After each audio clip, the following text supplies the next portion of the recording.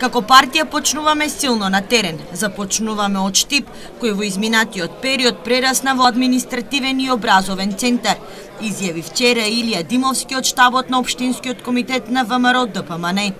Тој најави дека тие како тим ќе стигнат до секој граѓанин, бидејќи овој пат во прашање е стабилноста на државата, а граѓаните на Македонија не сакаат да живеат во времиња во кои ќе има секојдневна дестабилизација, шокови, напади врз институции, како и обиди за девалвација на денарот.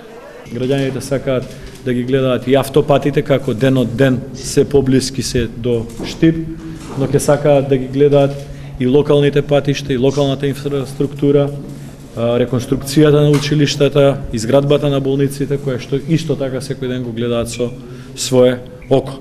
Затоа овој пат немаме намера да запреме, затоа овој пат имаме намера да дојдеме до конечната цел од 63 пратеници. Не за да ни биде нас полесна работата, туку Република Македонија да биде стабилна држава.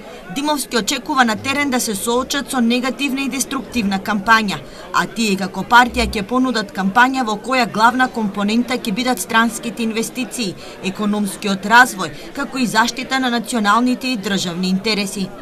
Ние планираме да се обраќаме кон граѓаните. Ние не сакаме да имаме работа со политичка структура, политичка партија која што користеше удбашки методи во минатите 2 години и се обиде да направи максимална дестабилизација на државата во сите сегменти, и безбедносно, и меѓуетнички, и внатре помеѓу македонскиот народ, и економски, и финансиски, и така натака, и така натака. Димовски забележа дека новие избори на граѓаните ќе им се понудат квалитетни кадри. Во сите изборни единици ќе има постапки за правење на листите за пратеници од ВМРО ДПМН, односно ќе се одржат работни состаноци на сите нивоа на партиските органи, за на крај да одлучи Централниот комитет.